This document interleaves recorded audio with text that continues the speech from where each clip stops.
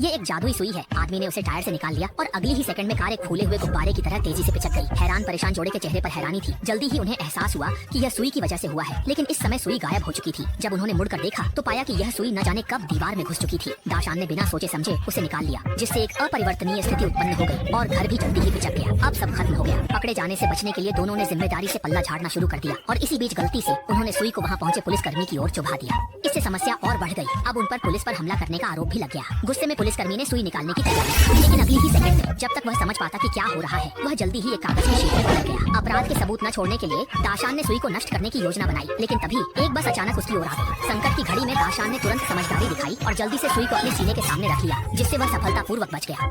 बस के यात्रियों की किस्मत खराब थी। स्थिति को और गंभीर होने से रोकने के लिए उन्होंने सुई को गुब्बारे के माध्यम से बाहरी अंतरिक्ष में भेजने का निर्णय लिया। जब दोनों को लगा कि वे सुई से छुटकारा पाने में सफल हो जाएंगे, तो अचानक गुब्बारा फट गया और सुई जमीन में धंस गई। जब दोनों असमंजस में थे, तभी अचानक एक आवाज आई।